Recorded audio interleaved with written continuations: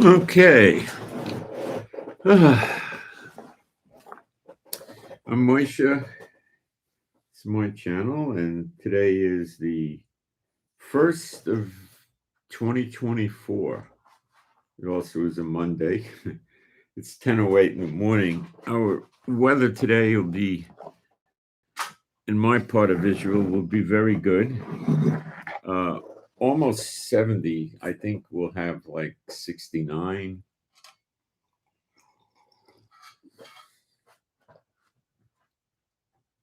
And a lot of sun. So that's nice.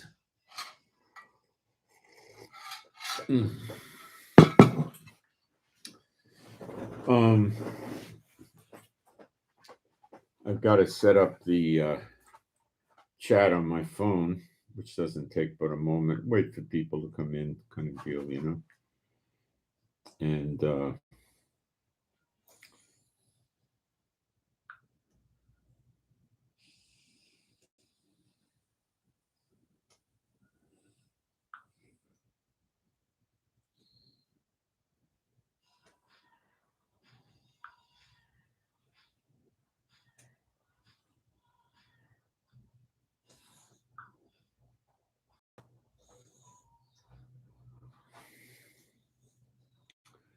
let's see.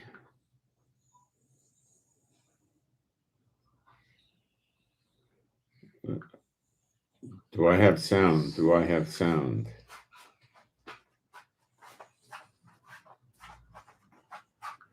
No, I got to see if I really have sound. Hold on, I'm going to use the other device.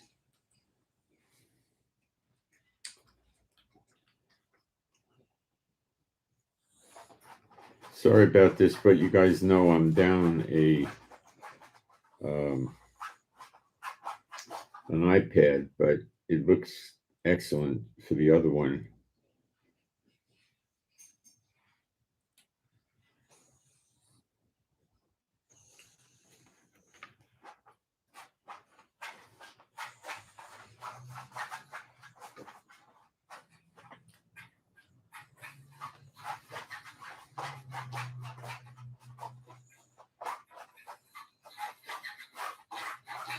Well, I'm picking up Chief scratching. I'd like to hear my voice before I know we got sound, but I think we do. I'm picking up Chief scratching. Now I got sound. Okay, great. Now I can move forward. See, I have the chat now, and then it'll go away. Maybe not. I don't know.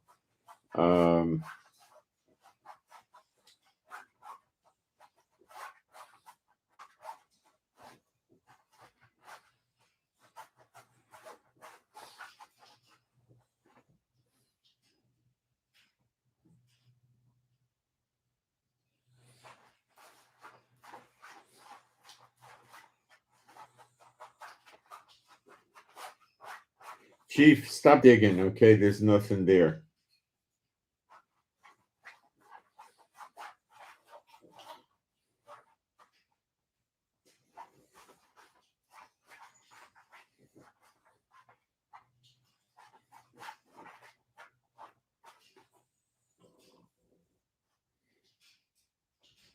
Almost there, guys.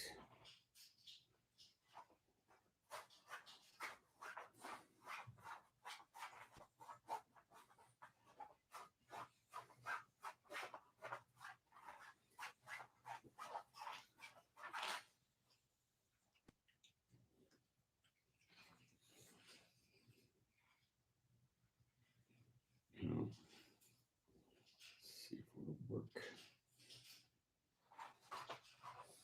Well, so far it's worked, so I'll have this set up anyway in case I need it. Trials and tribulations of losing this equipment is hard on me.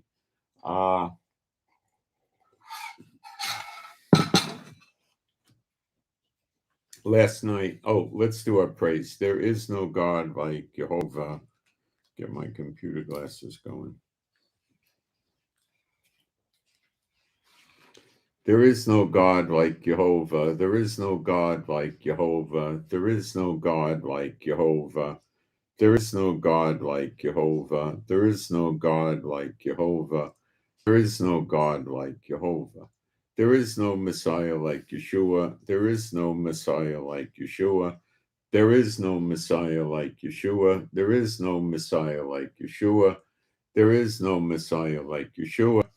There is no Messiah like Yeshua. There is no Messiah like Yeshua. Okay.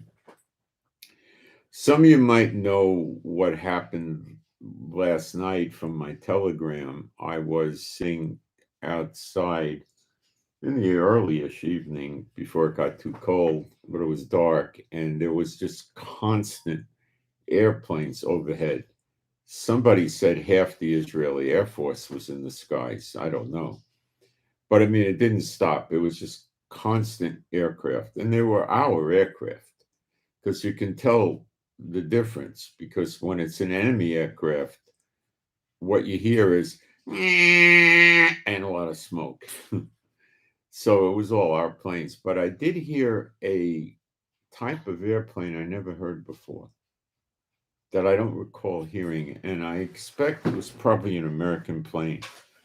It may have been flying, doing reconnaissance from Israel airspace, which I'm pretty sure these things can do because we're right next to Syria. It was near Syria. When the bombs and stuff go off in Syria, I generally can hear it. And sometimes we feel it. It feels like a percussive force in your ears, not really in your ear, against your ear, kind of. It's not damaging or hurting. It just, and it will rattle doors and windows depending on the size of the explosion, you know. So what happened is there was some drones, which they say the Iraqi military launched from inside Syria, and they were headed towards Israel. There was two, and they were taken down while they were still over Syrian airspace. And for a few hours, the Israeli Air Force was worried more might be coming. And they were probably worried, maybe from Lebanon, I don't know. But the effort here was near Syria, not Lebanon. I generally will not hear jets. Well, I never hear jets by Lebanon. It's a good hour or more or so to drive up there. But you don't have superhighways here. But I don't hear the planes in Lebanon. I might detect explosions from there, but not, you don't hear the planes. So this was a different noise I heard from this plane. At night, you don't see the planes. With my eyes, you know, forget about it. You know, I don't even bother at night. In the day, I can usually see them, but I can't make them out too good. So I go by the sound. Now, I don't know what this was. No, nothing was breaking the sound barrier, and they were constantly overhead. Now, it's a little bit disconcerting because the last time I heard that was October 7th, about several hours after we had the attack. I started hearing planes all the time. So I didn't know what was going on, and nobody knew what was going on for quite a while. And then by late at night, we picked it up. We figured out what happened. It's disconcerting, you know, but what's the Air Force going to do? Send an announcement out, we're protecting you from attacks. And, you know, we know that. They're not attacking us, you know, so we know that. So life here can be hard, believe me. It not can be, it is. The Satan bots are even having problems now. There's a lot of big shots that live in Israel. I don't know if they're still here, like Quentin Tarantino married off, but they have taken an approach of blocking the entrances and exits, you know. Now, this is what's significantly going on that is not nice from Netanyahu, but he's the curse of Israel. So what do you expect? In my book, that's what I call him. Biden wanted the less air attacks because they create a lot of collateral damage with the civilians.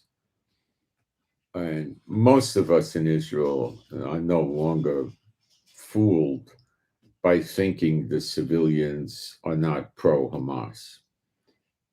It came out that the UNWRA, which is part of the UN, it's an official arm of the UN,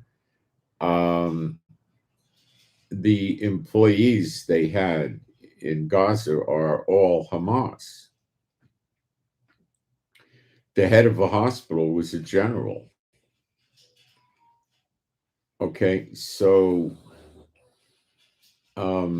we know that the Palestinian workers, the civilians that come into Israel, that were coming into Israel to work, were spying for Hamas. Hamas just probably told them, spy for us or we'll kill you. And they probably paid them and they were happy to do it.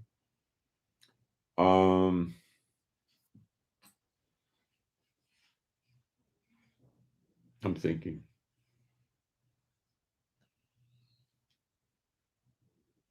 So a lot of things are not right. So by cutting back on the, okay, the soldiers would go to patrol, let's say in Gaza, and they would be attacked from some characters in a building or something like that. And they would have a gunfight. The Israeli soldiers would take cover, call in either artillery, maybe a shoulder-fired rocket, although not that likely, or a jet would drop bombs on the building and they had collateral damage. So Biden didn't like that. Okay, well, Biden doesn't like us. Why would we think Biden likes us? He's using us. And he's probably setting a snare for us, as far as I could tell. So by not bombing the buildings, the soldiers are complaining, they're calling for airstrikes and not getting them. We're taking more casualties. Now, there's a contradictory version to this, and I don't really know the truth, and they both could be true, is that what's going on is the Gazans are popping out of tunnel exits, entrances, the same thing. And they're shooting shoulder-fired missiles, which apparently they could assemble in the tunnels. So if they could assemble them in the tunnels, the Trojan horse sleepers in America could easily assemble them there because they've got above-ground factories and workshops. Why can't they? You see what I'm saying? I'm trying to prepare you for this, right? So they pop out of the tunnel, shoot a missile or rocket at a tank or troops or whatever target they can find, and then run back in the tunnel. And then we would normally call for an airstrike on the tunnel, but these airstrikes, I think, are being diminished on the tunnel entrance. And we have precision bombs and rockets in the jets, no problem. So they've also run out on occasion with a jihadist suicide mindset and put a satchel of explosive charges on the tank and run away and try to blow the tank up. And they use anti-tank rockets, which can damage the tanks and they can cause trauma injuries to the soldiers in the tank from the blast. Even though you got armor and all that stuff, there's a percussive force that could shake them and they could bang their shoulder in the wall of the tank and dislocate, or they're wearing helmets, so I doubt they're going to bang their heads, but they could get sprained wrists and various injuries, nothing that's going to require, the ICU, unless they actually get an older version tank and they could destroy it or really damage it. So anyway, the casualties are up. They're approaching 160 or about there, which is very low compared to Hamas. Now you hear stories that Israel government or the defense ministry is downplaying the amount of injured and dead soldiers in Israel. Now, this is a load of crap. And I want to explain why. Israel's a small country. And what it's like now, I'm telling you, life here is very, very hard. People wake up in the morning and they look at they'll have their coffee and, eat their little breakfast or something. And then they'll be watching the news or looking on the internet there's websites that tell you which soldiers were wounded and killed. And they'll go there to see whose kid got injured or killed last night. It's a real small country. It's nothing like America.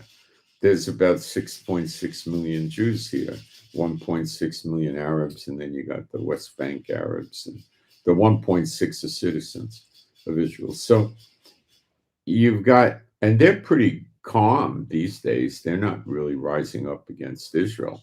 It's the Palestinians in the West Bank that don't have citizenship that are doing this. So they, this is fairly depressing. I want to tell you that I don't know what the word is, hate, resentment level towards the Palestinians in Israel is through the roof right now. Yesterday at midnight, they sent us a New Year's present, and a large rocket barrage went into Tel Aviv, about 20 missiles or rockets. And again, they're very clever and creative and suicidal. So they managed to get a big burst of rockets off, and nobody got hurt. And most of them were taken down by the Iron Dome, but not all. So you have to understand that no anti-missile system is 100%. Okay. Somebody said the rockets are down by about 85%. Well, it varies on the day. That's probably a reasonable figure. We've had 24-hour periods without a rocket at all from Gaza. Lebanon tries to pick up the slack. The attack from Syria was the Iraqi militias in Syria. And the American bases are getting hit avidly and steadily in Syria and Iraq. Okay. And the other day, Americans hit 9 targets or 11 targets in Syria with Iraqi militias and other militias, I guess, were attacking the soldiers' bases in Syria. And while that was a good attack and they killed a bunch of guys, I tell you, it didn't stop anything.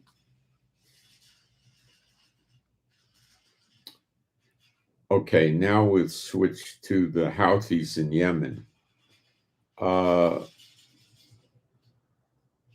It was during the night, I believe, we attacked this Sana'a, that's the capital of Yemen, their international airport.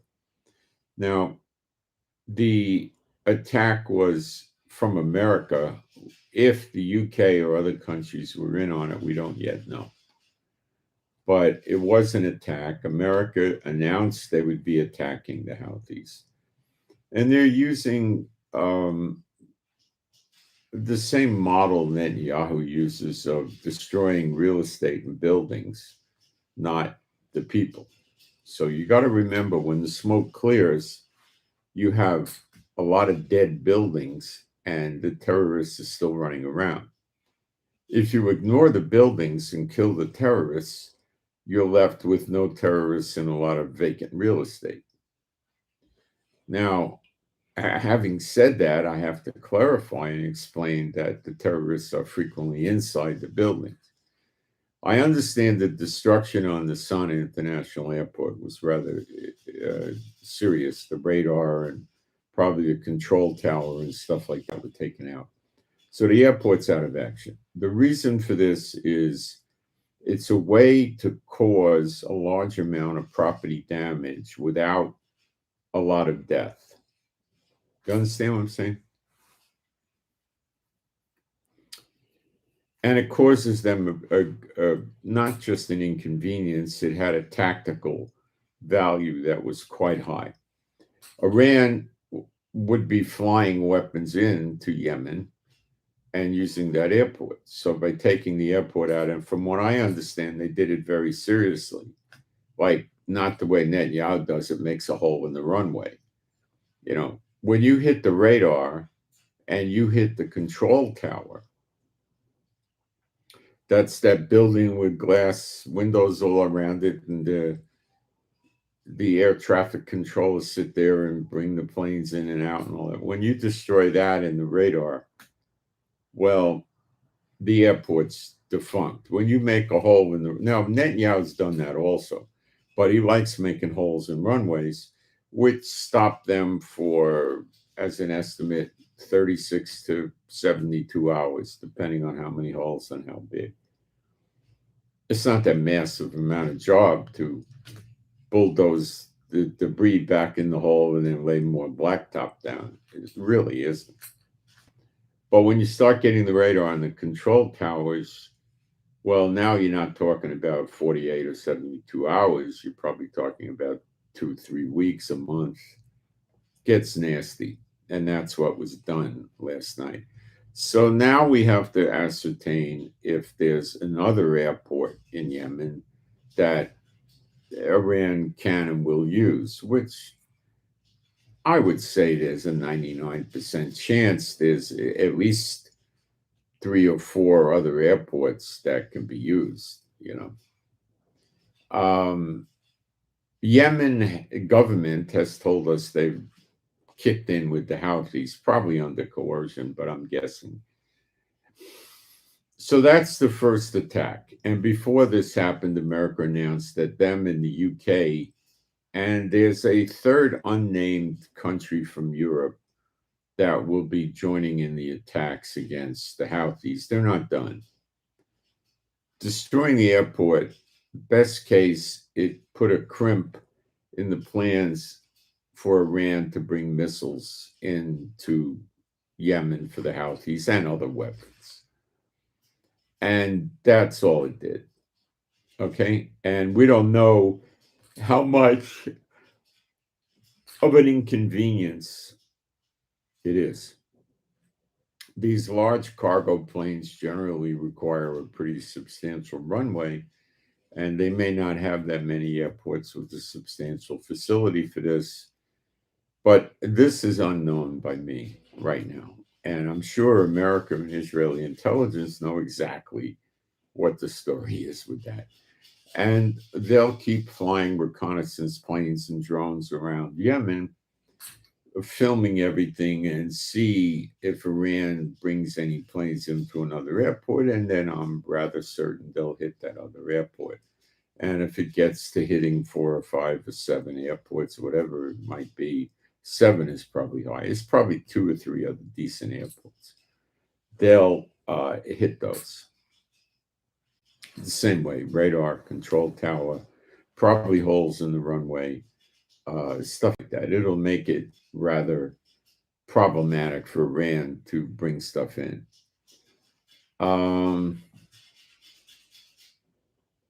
This is not going to stop the Houthis. Believe me, they'll bring stuff in by ground or by sea. Let's say some Iranian cargo ships start chugging out of the Persian Gulf down the Sea of Oman and come over to Yemen and dock. Do you think the Americans are going to attack the Iranian ship? Do you think they're going to interdict it and say, we want to board your vessel? No, you can't deliver these missiles. I'd say there's a 99.99999% chance that America will never do that right now. So that's what'll happen. And the transit time is probably going to be 5 to 7 days.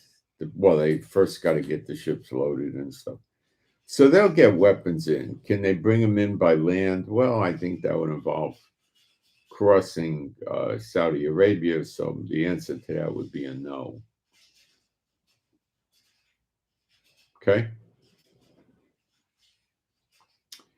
So you will see more attacks. Who's that mystery country in Europe that would be helping them? France, unlikely. Italy, possible. Denmark, well, they've already announced the ship here. Germany, maybe.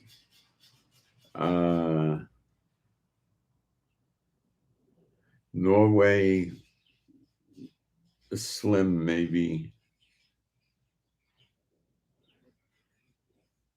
Ukraine, oh, he'd probably try to help. That ain't gonna work. We're not taking him. They're not taking him. I don't know. We'll find out soon enough. The ship will be spotted.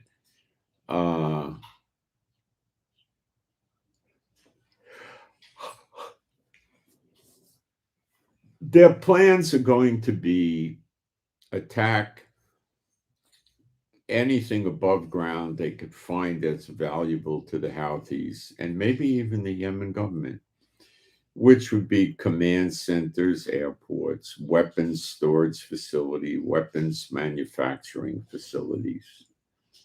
They're not going to hit population centers, apartments, office buildings, hospitals. They're not going to do anything like that. So Yemen will, if they have not already done so, which they probably already have a few weeks ago, moved a lot of their rocket launchers and missiles to next to hospitals, next to schools, apartment buildings, malls, things where there's people.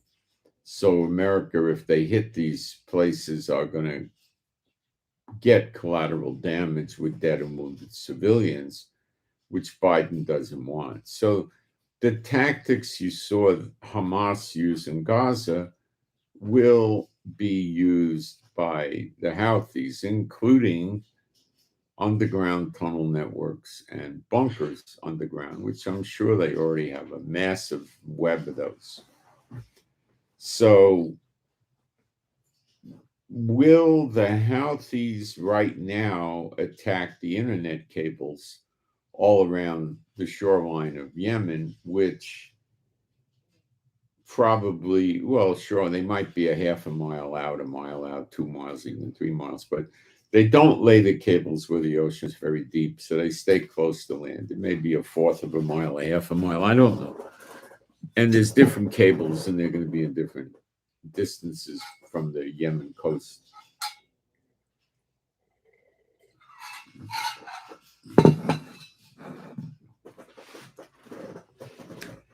If Yemen before today blew the cables up or cut the cables, it would provoke America to attack it, and America would say, well, we're attacking because you cut the cables.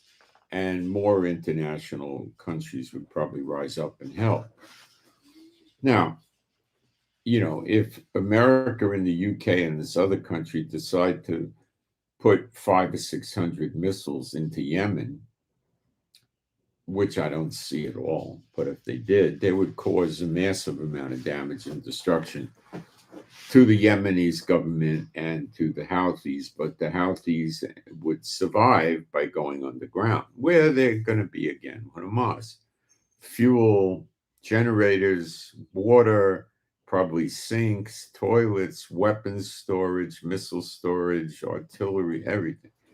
It's going to be the same thing all over again. There's no doubt in my mind that this is what they're going to encounter. And the only way they'll overcome it is what we did, which is a ground invasion. And we had hundreds of thousands of soldiers initially at Gaza. I mean, Gaza is like a third the size of the Houthis. When you add in the Yemen military, the Hamas and PIJ are maybe a fourth of what you're facing in Yemen. So I don't know how big and vast the tunnel network is. Does the American intelligence services know? I would say 99% chance they have a pretty excellent idea. I would say that. Does Israel know? I'm sure that intel's been shared with Israel. Is Israel going to join into the attack on the Houthis with their boats shooting missiles? It's a high probability. But America may ask Israel to stay away because they don't want to bring Israel. If it looks like America and Great Britain are attacking the Houthis in Yemen, it's not the same thing to the Muslim countries around the world as if Israel's doing it. And the 4 ships that went after a Maersk, Maersk, maritime shipping vessel, civilian vessel the other day, were actually from the Houthis. I told you that they looked like pirates and the operation seemed to be a pirate operation, but the Americans said they were Houthis. And the Houthis later yesterday came out, I think even in the late afternoon here or the evening, and said that the Americans that destroyed 3 out of the 4 boats, killed 10 guys, were Houthis. So they said they were Houthis and they would retaliate against the Americans. So when will they cut the cables? I think they're maybe reserving that for a time, hoping it stops the Americans from enhancing the attacks or doing a ground invasion. The Americans can reasonably stop the cables from getting cut, but the price would be extensive. What they would need to do is take over the coasts of Yemen. The cables run the west and the south of Yemen. So that would be a massive undertaking. Thousands and thousands of troops. You'd be looking at 20,000 probably to hold that kind of a beachhead that size. And even then, Houthi divers could slip through. And you also have to account that there's a lot of fishing going on there. So America could curtail all the fishing, which would stop the Houthis from sneaking out in fishing boats. They just tell the fishermen, you take us out and drop us off and pick us up, but we'll kill your family, and that kind of thing. So they'll do it. So something like that, it would probably not even be effective. And I don't see America doing anything like that. It's too massive of an undertaking. So the cables will get cut when and if the Houthis decide to do it, which I think they will. They may hold back to deter America from doing a ground invasion. Now, if America and the coalition do a ground invasion, they will demilitarize the Houthis. There will be nothing left of them if they go in with numbers. And it's not going to be 25,000. It's going to be 100,000 or something to effectively do it. If the Americans were creative, they would dig tunnels from Saudi Arabia near where the Houthis are, and then pop up, send, recon Marines, Navy SEALs, Green Berets, Delta in there, pop up out of the tunnels and start destroying all sorts of stuff that the Houthis have for maybe a half hour or 20 minutes or an hour, and then go back in the tunnels and go back to Saudi Arabia.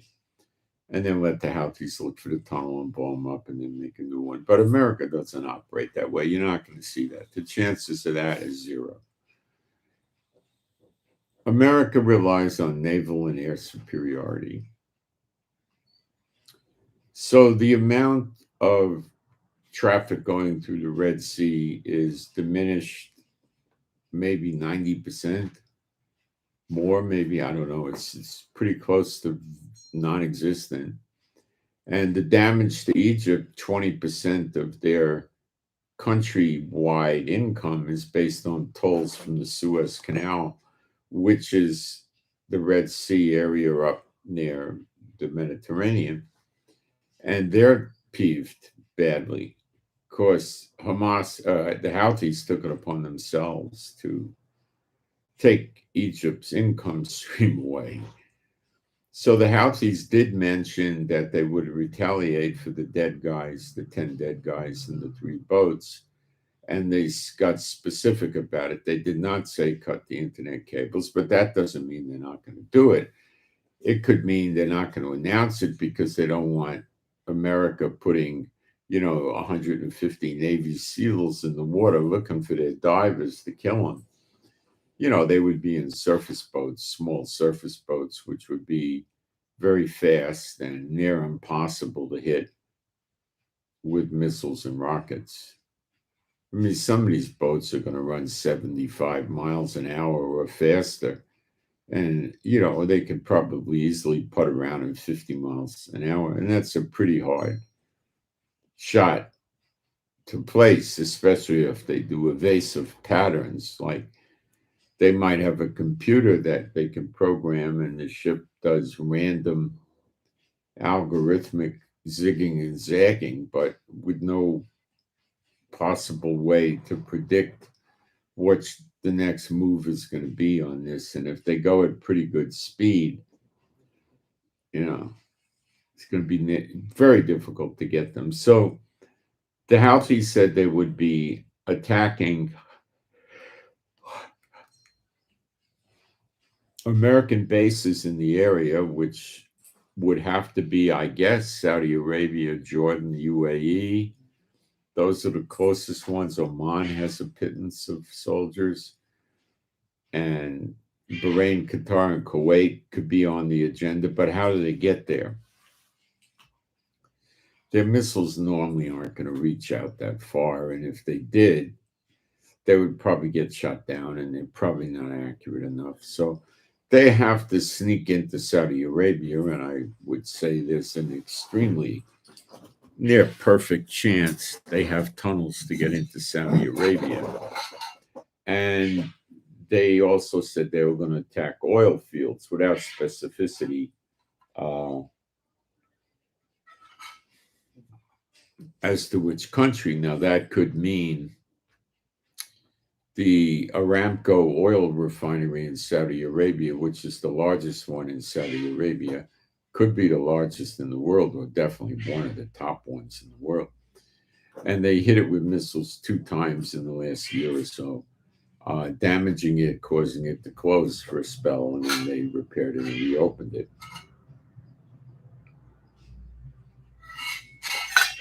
But they were not doing missile swarm attacks. If they just keep pelting missiles at it and hit it 6 or 8 times, or 10 or 15 times, over a course of a few days, it could take many months to restore it. The Saudis will lose a lot of money. They'll be peeved.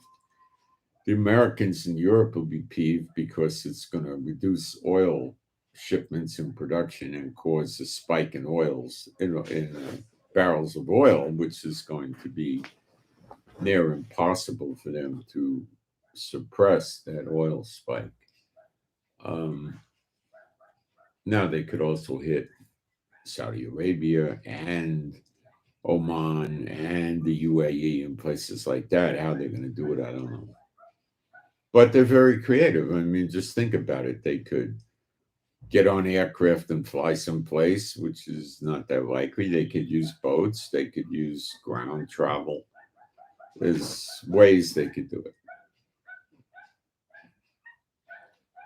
So they're here to cause the Houthis are trying to cause economic damage, block the shipping, get the oil refineries, the oil fields, and harass the Americans by attacking their bases.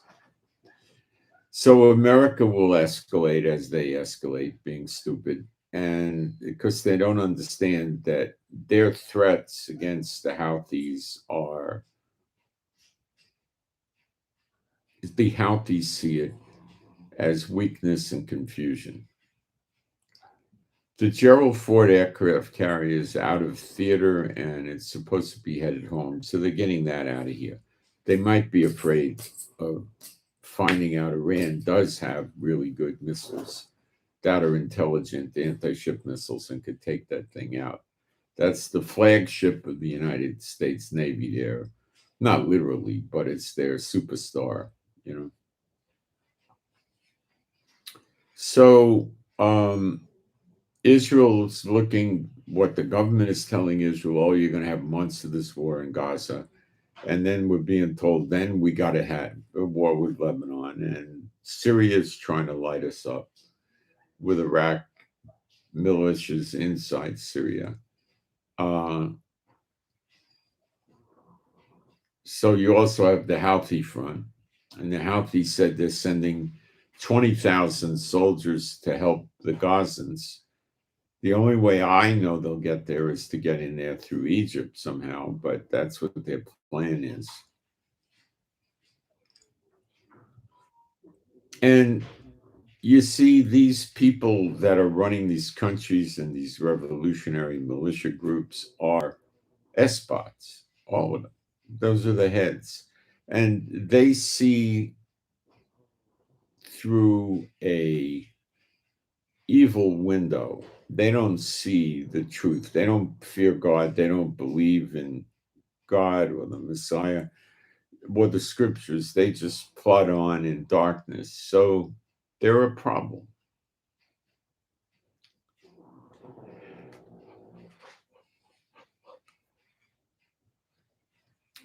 And we need to watch carefully what their next move is.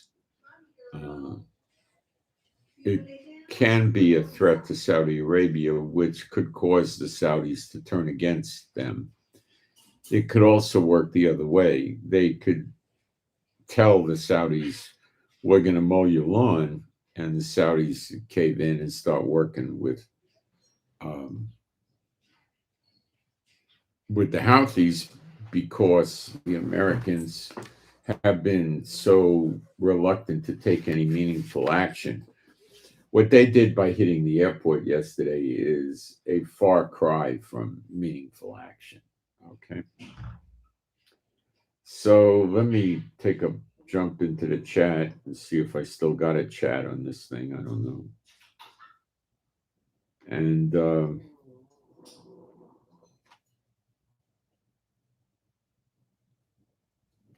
see if there's anything in the chat that I need to do. See if there's anything. If I'm freezing up, it's more, well, I'd say for certain it's on your end, your internet providing, because I'm not seeing any freezing up here. So it's your Wi-Fi, your internet, your company, or something in your area. It's not on this end. I would see it freezing up. It's not. And I have very high speed connections. Okay, now let me go to my notes, and we'll start up with the main topic on spiritual warfare. Is coming up next. Oh, the first thing the Lord gave me this, I want to present to you. Do you want peace or Bible prophecy fulfilled? Because they're inconsistent. Okay. And you should be wanting Bible prophecy fulfilled, and you should have faith to know that the Lord will deliver you from or protect you from the wrath to come. And that doesn't mean a rapture. That's a super silly supposition in the church world. Okay. So yeah, these wars have to come. Okay. That's it. All right. Or we're never going to have Israel as the head of the nations, where Israel is serving God, run by the two witnesses, with the glory of God in the temple, and the blessings of the Lord on Israel, and you believers living here. And that's never going to happen unless we get through the wars, because God has to clean up the mess that the nations have made over these 2,000 years of punishment, as per Hosea 6:1 and 2,000 years is like a day unto the Lord. So that's the deal there. All right, so remember that, okay? It's important. The other thing to bring out that I want to bring out is that in the past, the temples, there's been 3 temples. I know the church world says there's been the next temple's the 3rd temple. That's just they love lying. Who's their father? The father of lies, Satan. The first temple in the Bible was Solomon's temple. The 2nd temple in the Bible was Zerubbabel's temple. It's in Zechariah 4, many places. The 3rd temple, the Solomon's temple destroyed in the Babylonian captivity. Okay, then the 3rd temple was Herod's temple. And some say, well, Herod had a hand in building it. It's not a real temple and all that. Well, Yeshua didn't think so. Yeshua chased the money changers out with, I think it was a rope, and yelled at them and said, "You're making merchandise out of God's people. My Father's house shall be a house of prayer for many nations," or something like that. He called it a temple. He treated it as a temple. The New Testament treats it as a temple. It was a temple. The glory of God of Israel never resided in Zerubbabel's temple, which was also a legitimate temple, not built by the Romans. Okay? And the glory of God did not go in Zerubbabel's temple, only went into Solomon's temple to anoint it briefly and left. The glory of God of Israel was regularly meeting with Moses and Aaron at the mercy seat inside the tabernacle, but that's a tabernacle. So he went into he never went into Herod's temple to anoint it, and never lived in any temple. He never lived in the tabernacle. But he lives in the next temple. That's why it's referred to as the house, Beit in Hebrew. Okay? And the next temple, which is not New Jerusalem, I know the difference quite well, I promise you, comes from the Lord. For those of you that have not heard this before, I'll briefly explain it to you using scripture in Ezekiel 37, verse 26. Moreover, I will make a covenant of peace with them. It shall be an everlasting covenant with them, and I will place them. Now, the word for place, this is how they twist it, okay? The word for place is Strong's number 5414, which in the Hebrew is Natan. Okay? Place them, and I will place them and multiply them. And we're going to talk about this today too. And will set my sanctuary in the midst of them forevermore. Well, the sanctuary word is mikdash, which is the temple. Mishkan is the tabernacle. And it's a temple. And it says, I will set. Well, the word for set is the same word, like 6 or 7 words earlier, called place, which is natan. It's the same exact word, and they translated it differently to confuse you. So read it like place, and will place my sanctuary in the midst of them forevermore. That temple is, God places it there. Now it comes down from God. Many of you don't know it, but when you read Ezekiel about the next temple, which is 9 chapters from 40 to 48, it's also all over the book of Joel, which is Gog and Magog, basically. And it's also in Ezekiel 8, 9, 10, and 11, those chapters, which is Gog and Magog also, with the image provoketh the jealousy in the northern gate. That's the abomination and desolation of Daniel. So that's also speaking of the next temple too. So, I mean, it's all over the place, okay? And I'm not going to spend a lot of time on this, but we go to Ezekiel 37:27. It says, my tabernacle shall also be with them. And this is Mishkan word, not a temple. It's a tabernacle. 4908 in the Strongs in the Hebrew. Also shall be with them, and I will be their God, and they shall be my people. Well, this is Israel restored to him. This is the travail, the nation born in a day. And the heathen, the goyim, that means those without God, shall know that I, Jehovah, do sanctify Israel. When my sanctuary, now the word is not Mishkan, it's Mikdash, temple, shall be with them in the midst of them forevermore. So it's never going to be destroyed, or it would break scripture, contrary to church teaching. They have it all wrong. They tell you the rabbis are going to build the temple and all that stuff. For a bunch of rabbis to get construction equipment and smack together a temple, why do you think the heathen would know that I, Jehovah, do sanctify Israel when my sanctuary shall be in the midst of them forevermore. It wouldn't convince any of these heathen of anything. But if it came down from heaven, then they would be convinced, wouldn't they? Because it's not going to look right. And that's the house made without human hands you've read about and don't know what it means, if you even read about it. Okay? The temple has the glory of God in it, and we're never given the blueprints. That's a red alert coming in someplace in Israel. It's not my area. If it was in my area, there'd be ground sirens, and that was not it. Okay. So it's another one. Let's look up and see where they're coming from. It'll just take a second. I'm sitting here, remember? Okay, red alerts, let's see. I'll tell you where they're coming from. This is 11:01 right now. There was one from a red alert from Lebanon at the border, and that was it. That was it.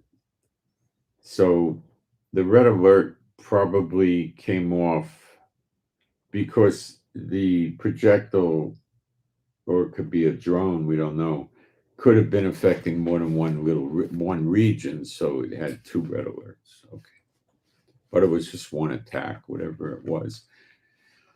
Sometimes these are unidentified aircraft, which is what they call them, which could be drones. And we don't know this yet. It's just a few seconds ago, so we're going to have to wait.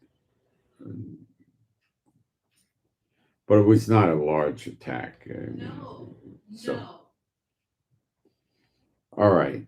So I suppose it would be prudent to show you the scripture that talks about the recovery of the tabernacle. Probably most of you don't know that. Second Maccabees is the book, chapter 2. And Second Maccabees is known to be historically accurate. This would probably be one of the only times you'll ever see me use the apocryphal books, because it's such a perfect lineup. We know they're going to have the tabernacle again. So it starts off Second Maccabees 2, verse 1. It is also found in the record that Jeremy, which is Jeremiah, the prophet, commanded them that were carried away to take of the fire as it had been signified, and how that the prophet, having given them the law, charged them not to forget the commandments of the Lord, and that they should not err in their minds when they see images of silver and gold with their ornaments, and with other such. This was concerning the Babylonian captivity. They had the tabernacle then still. And with other such speeches exhorted he them that the law should not depart from their hearts. Now, it's curious, the words here.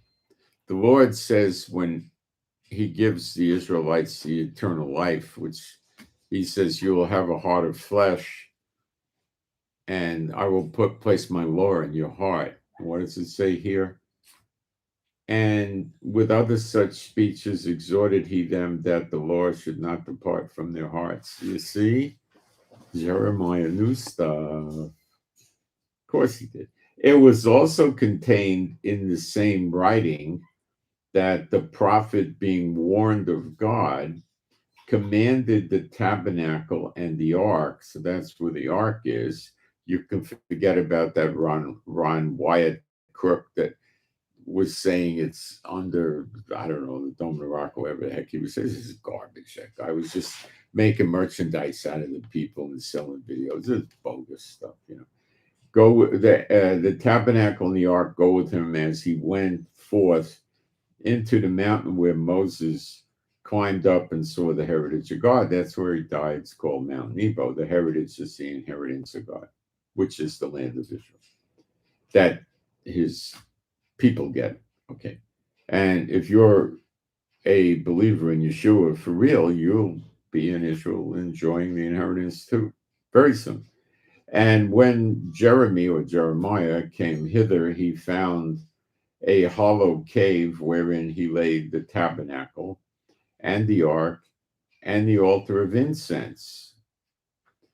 So we probably, or we may not have all the ingredients for the incense today that has to be meticulously followed from the Torah. So he might have put that there. And he also put the fire in there too. Now that might be still there. I mean, God could do anything, right? It may still be there. It may not be there. I don't know. I'm not going to speculate because I don't know. And so stopped the door. And some of those that followed him came to mark the way, but they could not find it. God blinded them to it. Which when Jeremiah perceived, he blamed them, saying, for that place it shall be unknown until the time that God gather his people again together and receive them unto mercy. Receive them. Well, they're gathered together, but he hasn't received them unto mercy yet. Then shall Jehovah show them these things, and the glory of the Lord shall appear. That's the glory of God of Israel. That's the angel that was with Moses and Aaron in the wilderness, who God put his name in, Jehovah in, which is found in Exodus 23, so he would be able to act in God's stead, like receive offerings in the temple and other things. And the glory of the Lord shall appear, and the cloud also, as it was showed unto Moses. And that's the cloud that protected the children of Israel in the wilderness with Moses and Aaron. During the day, the cloud blocked the sun, and at night it was a fire to keep them warm. Deserts can have severe temperature drops at night. And as it was showed unto Moses, and when Solomon desired that the place might be honorably sanctified, that of course opens it up. That's the glory of God of Israel goes in there, and the cloud was there and sanctified it, but he never stayed. He left shortly thereafter. I don't know how long he was there, but he didn't live there. It was also declared that he, being wise, offered the sacrifice of dedication and of the finishing of the temple, referencing Solomon. And as when Moses prayed unto Jehovah, the fire came down from heaven and consumed the sacrifices, even so prayed Solomon also, and the fire came down from heaven and consumed the burnt offerings. Well, since we're in the days of Elijah did too. Don't forget Elijah. Gotta have fun, right? And Moses said, because the sin offering was not to be eaten, it was consumed. So Solomon kept those 8 days. Okay. So it says, let's go back. I'll make a nice point with you and then we'll go on. My evidence for this being a Jubilee year is not going to take a long time to go through. Not only am I going to go through it, I'm going to give you alternative theories that I myself will destroy. Okay? So you'll see. All right. It shall be unknown until the time God gather his people again. In part, that's happened together and receive them unto mercy. So we go to Zechariah. I think it's 2. Let's see, it's either 1 or 2. I'll find it for you.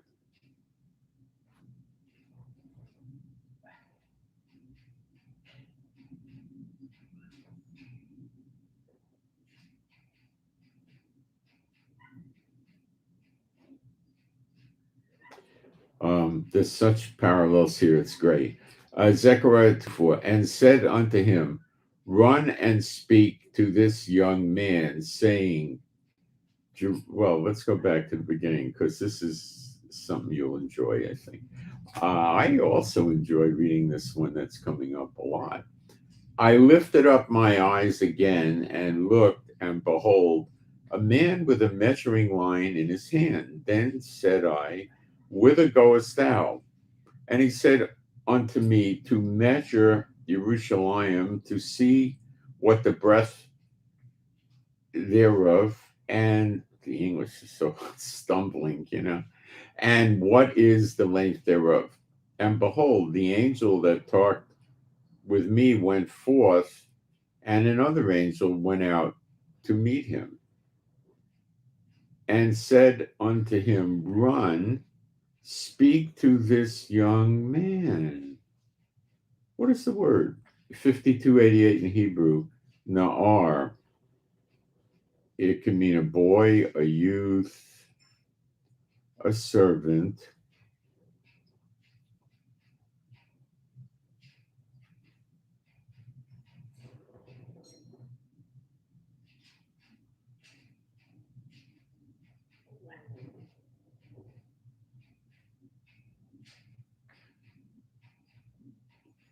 It could mean a young man. I'll go with young man on this one because a young boy wouldn't be running around by himself. Okay. This young man saying, Jerusalem shall be inhabited as towns without walls, for the multitude of men and cattle therein. So a message from an angel was delivered to this person. Oh, so could this person be a prophet like Elijah? Oh, for I, saith the Lord, will be unto her a wall of fire round about. That was right in Second Maccabees 2. And will be the glory. Now, when it says the Lord, it says Jehovah. And that could be Jehovah, Father God, talking. And because the angel, which is Michael, the angel of the Lord, has his name in him, he would be the one to actually execute it, but Jehovah did it. Will be unto her a wall of fire round about, and will be the glory in the midst of her. Ho, ho, come forth and flee from the land of the north, saith Jehovah, for I have spread you abroad as the four winds of the heaven, saith Jehovah. Deliver thyself, O Zion, that dwelleth with the daughter of Babylon. Well, how about that? How about that? Telling you to get out of America. Oh my gosh. Right here in Zechariah 2, no less. Gee, I never heard the churches talk about that one. For thus saith Jehovah of hosts, after the glory hath he sent me unto the nations, the heathen, which spoileth you, for he that toucheth you toucheth the apple of his eye. Micah, I think it's 5:5, says he's going to deal with the heathen like they've never known or they never saw. Watch, look what's happening to Hamas. They never saw anything like this hit them. For behold, I will shake my hand upon them, and they shall be a spoil to their servants. And, and ye shall know that Jehovah of armies, they call it hosts, it should be armies, had sent me.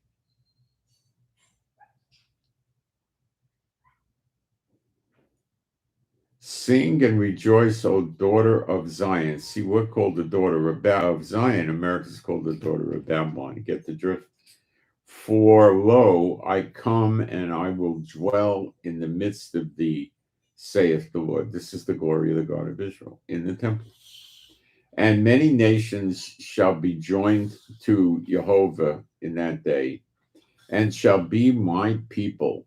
The nations, the Goyim, those without God now, are going to be his people also. And in the midst of thou shalt know that I, Jehovah of hosts, had sent me unto thee. And Jehovah shall inherit Judah, his portion in the Holy Land. and choose Jerusalem again. Be silent, O all flesh, before Jehovah, for he is raised up out of his holy habitation. Okay. So I'm setting the stage for the bomb I'm about to drop on the Jubilee year. It's going to be a big bomb, but it's going to be an enjoyable bomb. Oh yeah, a happy bomb. It's a happy bomb.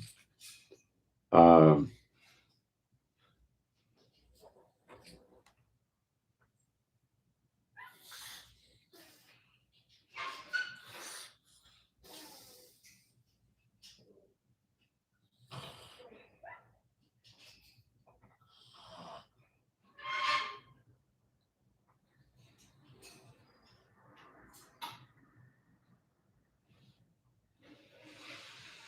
all right. The false teachers, the false prophet, the false pastors, all of those guys, the Lord wanted me to impress this upon you. Those of the world speak of the world. Those of the Lord will speak of him, Yeshua, the spiritual things.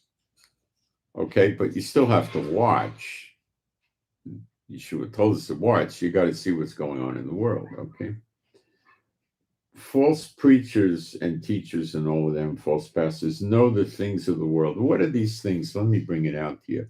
And this will help you because that's the things they really focus on when they teach. Languages. They'll sit there and tell you the Greek this and the Latin that and the Hebrew that. They don't know much about that stuff, but they talk like they do. History. Oh, they dig into the history books. Economies. Oh, they talk about stock market crashes and commodities and prices and all of this stuff. Fiat money. Oh, they talk about that. The shipping. Oh, inflation is going to kill us. They talk about elections. Oh, is Trump going to be in? They observe the present wars and report on the wars and instill great fear in you. What the country leaders do, they talk about that. And then they come up with false interpretations of Bible prophecy, knocking the sequencing and the order of these events out of whack completely, and then creating things that don't even exist. And this makes the people that are foolish enough to listen, don't know any better. It makes them think, the people think that listen to them, that they can't know what's going to happen, which, as you guys have been following me, know that's not true. You can. Now, also, you need to understand Biden, Putin, Iran, China, and, these people are not confused. They know what they're doing. They're executing a snare on America, and they're trying to put one on Israel too, using America. They know what they're doing. They're taking orders from the unclean spirits, from Satan and his gang, and they are told to hold off for a while by the powers of the air, the unclean spirits, and they do so. And it appears to us that they're confused and illogical and they don't know what they're doing. They do know what they're doing, but they're operating on a secret agenda with the unclean spirits. But Jehovah is 101%. There is no such thing, 100% aware of what they're doing. When they talk about the Bible characters, they emphasize their death. The two witnesses, they're going to get killed, rise from the dead. Yeshua's death, this death, that death. Okay? All this death creates despair and leads the people to think that they're about to get martyred.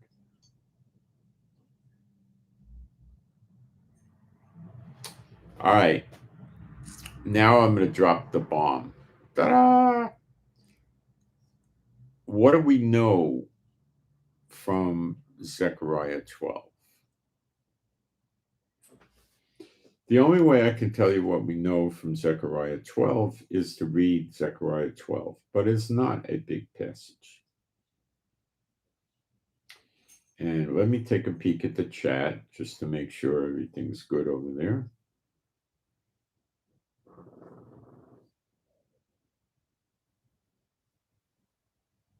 Looks good. Okay.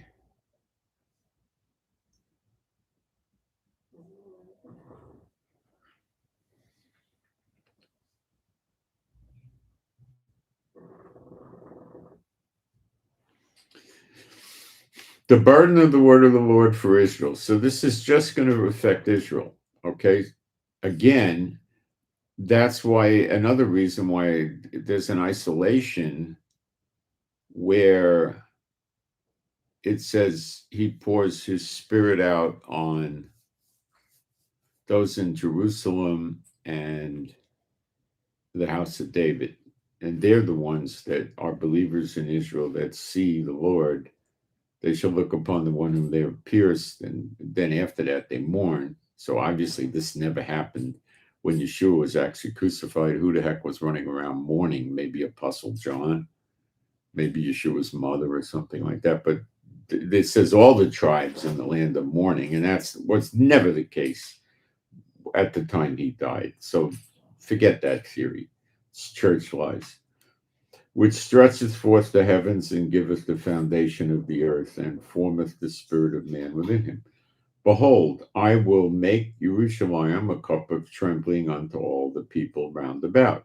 So the nations around, which is the greater Israel nations from the Euphrates to the Nile, are and the Mediterranean is a border, and I imagine the Persian Gulf is another border. When they be in the siege both against Judah and Jerusalem. Well, the area we have now is Judah and the city of Jerusalem. It could also mean Judah, meaning the people, which are the people that are here now, basically, almost all of them. Tribe of Judah and Levi is incorporated into Judah.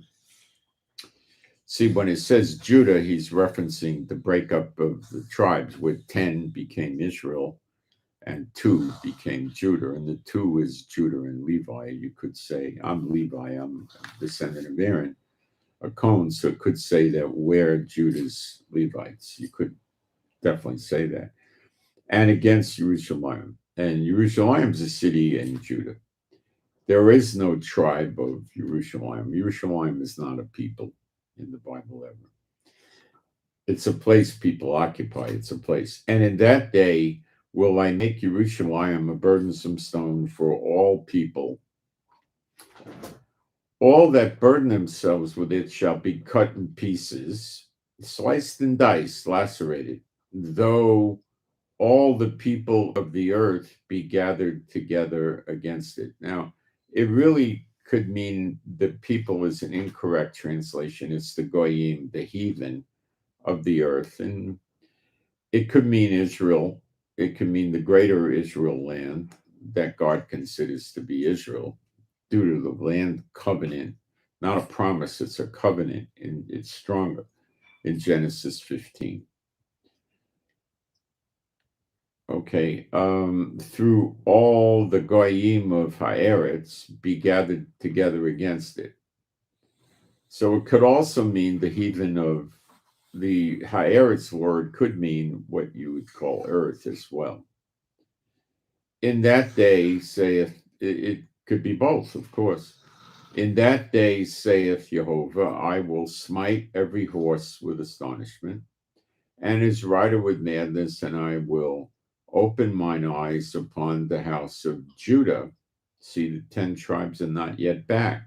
When you read Gog and Magog, the 10 tribes are already back. So this is a today thing, because we know it didn't happen in the past, so we're expecting this now. And look at the current events. Do you think it might just happen next week or tomorrow or a month from now? It's of course. And will smite every horse of the people with blindness. And here the word people means people. It's it doesn't mean heathen. And the governors of Judah, it's the chiefs of Judah. Now in Isaiah 1, God says he's going to run Israel with the judges again, like he did at the first, which Moses and Aaron were judges. Were Moses and Aaron prophets? Yes, they were. Are there two witnesses judges? Yes, because to be a judge, you have to be a prophet. And Revelation 11 refers to them as the witnesses. The better translation is martyrs. And they're also prophets. So they're the only prophets to come. There are no more prophets after them, excepting Yeshua, who is a prophet and way more than a prophet. He's the Son of God who came to earth, born of the Holy Spirit and a woman, flesh woman, died, rose out of the grave after 3 days, and went up to heaven to be seated at the right hand of God the Father. Psalm 110:1, the Lord said to my Lord, sit down at my right hand till I make your enemies a footstool. And we all know the enemies are not a footstool today, and why they run around chasing the raptures for today, I have no idea. It's wrong scripture. And the governors of the chiefs of Judah shall say in their heart, the inhabitants of Jerusalem shall be my strength in Jehovah of armies, their God. So Jerusalem is chock full of believers, Messianic Jews, I guess, which is not the case this particular day. Yet, in that day, will I make the governors or the judges of Judah, that's the land we have now, like an earth of fire among the wood, and like a torch of fire in a sheaf. And they shall devour, well, it's better said burn up, would be a better translation, burn up all the people round about on the right hand and on the left. And Jerusalem shall be inhabited again in her own place. Now, it's better translated, remain still in her own place, even in Jerusalem. So, who these judges, these chiefs of Judah, burn the enemy up on the right hand and the left, like a earth of fire among the wood. And he says it a second time because there's two witnesses, like a torch of fire in a sheaf. So who do you know has fire coming out of their mouth but the two witnesses? Never happened before. Doesn't happen after.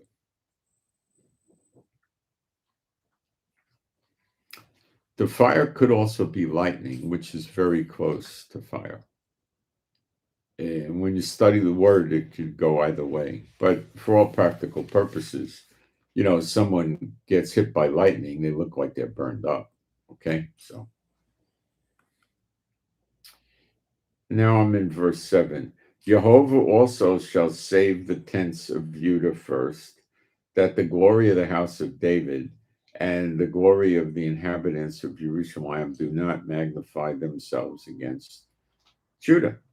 In that day shall Jehovah defend the inhabitants of Jerusalem, and he that is feeble among them at that day shall be as David. Now, feeble means old man like me or something, bent over, can't walk right, using a cane, a walker, schlepping your feet around, that's feeble. And here it's telling us that the feeble guy is as David, and David killed Goliath, and he killed a bear and a lion.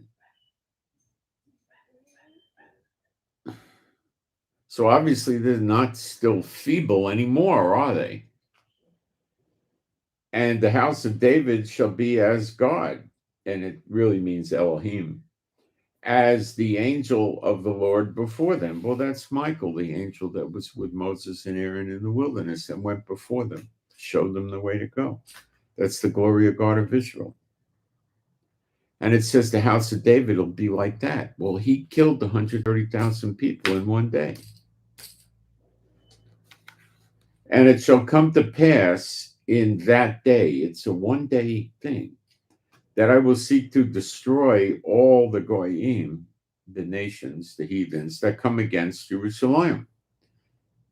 And I will pour upon the house of David and upon the inhabitants of Jerusalem the spirit of grace and of supplications. Well, that would have to be the Holy Spirit, would it not? So now they're believers. God pours his spirit out on them. He doesn't pour his spirit out on people that are not going to be not believers.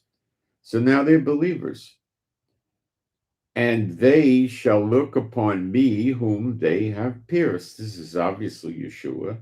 They pierced his side with a spear, and water and blood come out, which a lot of people say is when the so-called congregations or the church or the ecclesia are accurately they're called out from among, with meetings and groups and stuff was started, the water being the baptism and the blood would be for communion.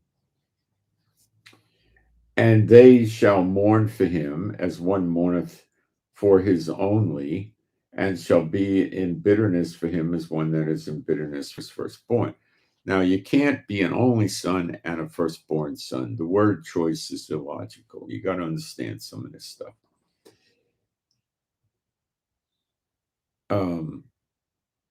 If the Lord only had one son, he wouldn't call him firstborn. He would call him his only son. He's referred to in the scriptures as his only begotten son, and that means he was begotten by the Holy Spirit, making him with a woman instead of a man and a woman. Okay? He is the firstborn son. He receives a double portion. When you study Zechariah 4, the last verse, verse 14, describing the olive trees and the candlesticks, says in the Hebrew, these are, it says, Shnaim B'nai Yitzhar. Shnaim is the number 2. B'nai means sons. And Yitzhar means the clarified oil, which is the olive oil that's used for anointing. So it's a somewhat concealed way of saying 2 anointed sons. It says they're standing by the God of the whole earth, which is Jehovah. So they're sons too. That's why they rise from the dead the same way Yeshua did. And they go up on a cloud to heaven the same way Yeshua did. And Yeshua said, then nobody goes up to heaven unless they come down from heaven. So that's why they're given such great power. They're different from regular people because they were sons of God in heaven. Let everything reproduce after its own kind. Well, God reproduced after his own kind. So Yeshua and the 2 witnesses, which are Elijah and Apostle John, are like him. I do believe Moses was one also, but because he made that mistake, he died, and there was a dispute over his bones, which further contributes to that theory. And what further contributes to that theory is he appeared with Elijah on the Mount of Transfiguration, so in glory. So it appears he came down from heaven. It does not appear he came up from Abraham's bosom. Abraham's bosom, the people in Sheol, the bad place, are able to see across the chasm into Abraham's bosom. Okay, and Moses didn't come up, he came down. So he had eternal life, but he messed up. In that day shall there be a great mourning in Jerusalem, as the mourning of Hadramon in the valley of Megiddo. And you see, Armageddon is a stupid English way of translating the Hebrew. They didn't know Hebrew, they just said they did. Har means mountain, and Megiddo is the name of the mountain. So Har Megiddo, and they called it Armageddon. Got it? Har, R. Okay. And the land shall mourn every family apart. The family of the house of David, their wives apart. And it goes through and names the families. And it clearly did not happen when Yeshua was crucified. It's absurd to say that happened, that all Israel was mourning the death of Yeshua. It's absurd. And yet this is what the church shoves down the throats of people ready to listen to them. Okay. So what we see here is they're destroying their enemies, courtesy of God's help, and roundabout, which would imply to me that they're getting the land back.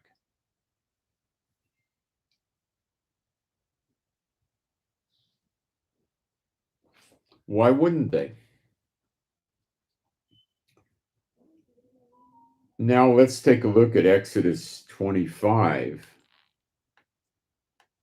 No, it was still staying in.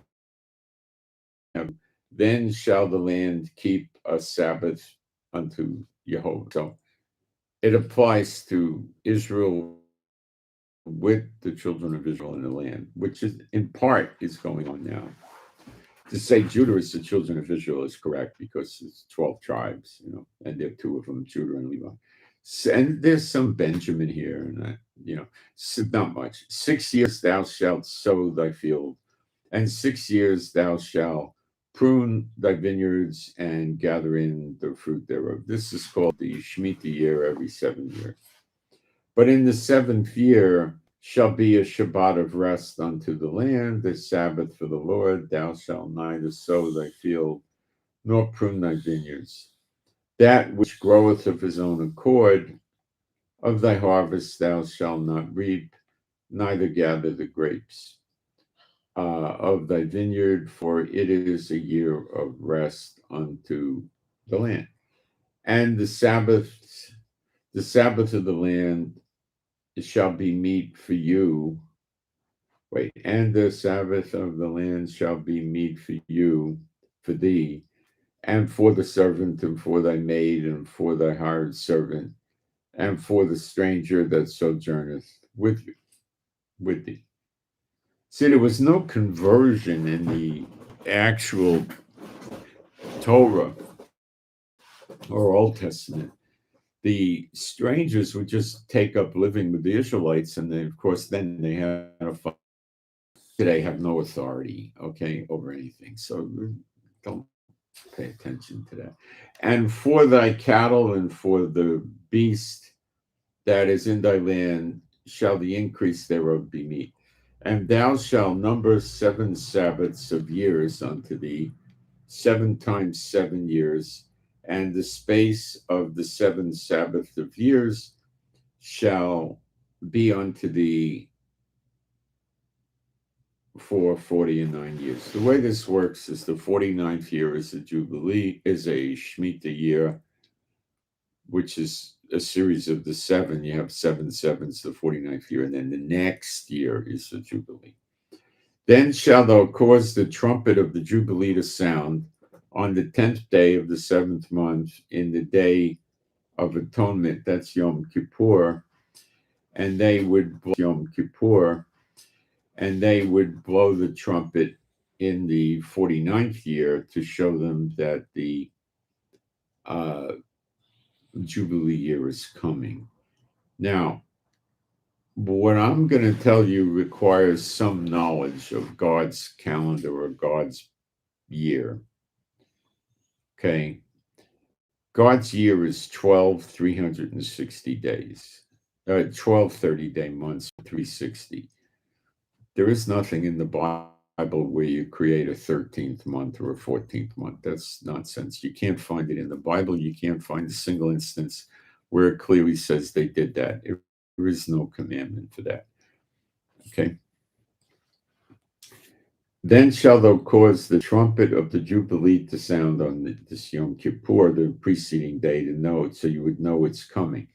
So the years are 360 days, and they consist of, I better check that. I'm expecting a supermarket delivery.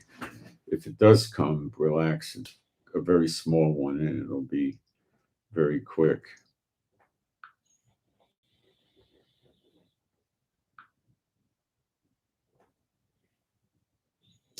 Yeah, I think he sent a notice that he's coming. Let me make sure that's what he said.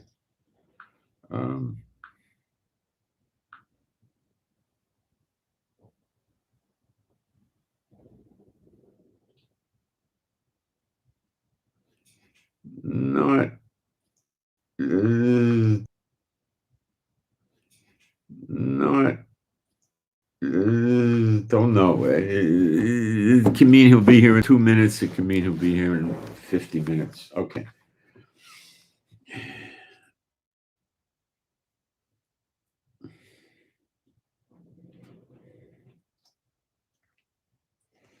So we're going to be talking about that. Pope Gregory's calendar, the Gregorian calendar, is 365 days, so you have to adjust down. But getting ahead of myself. And you shall hallow the 50th year, that's a Jubilee or the Yovel in Hebrew, and proclaim liberty throughout the land unto all the inhabitants thereof. So it's just pertaining to Israel. You got to remember that. Liberty. Now we're going to deal with that. Okay. It shall be a jubilee unto you, and you shall return every man unto his possession, and you shall return every man unto his family.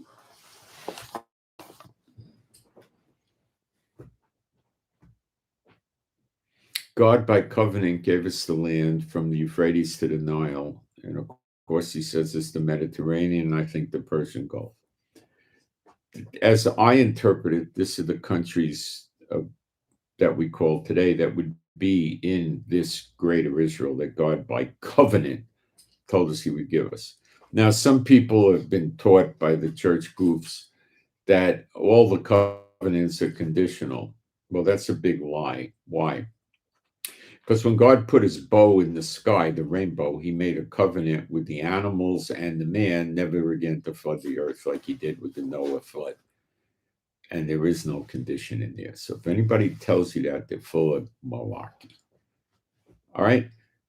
So it includes Turkey, Syria, and Iraq west of the Euphrates. It includes all of Lebanon, all of Jordan, all of Saudi Arabia, all of Yemen, all of UAE, all of Bahrain, Qatar, Kuwait. It includes Egypt to the right-hand side or the east of the Nile River. And it includes east of the Nile River, Sudan and South Sudan. And it includes east of the Nile River, Sudan and South Sudan, and parts east of the Nile River of Kenya and Uganda. And it has pretty much most of Ethiopia, if not all of it. Again, it would be only east of the Nile River, and it would have Somalia, Djibouti, Eritrea. Okay? It's about 100 times bigger than the Israel we have today. Okay? So, what happens in Jubilee? Return every man unto his possession. Well, in Zechariah 12, when we get that land back, don't you think we'll move in? Of course. No, we'll just let it go vacant and deteriorate and rot away. Of course, we'll move in.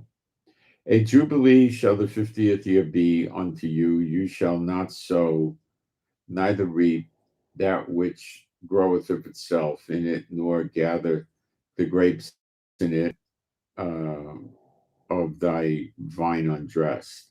For it is the Jubilee, it shall be holy unto you. You shall eat the increase thereof out of the field. Well, first thing I want to tell you is there's been a lot of people in the military that do the harvests in Israel, and they haven't been able to do the harvest because of the war. Hundreds of thousands were brought into the active military from the reserves.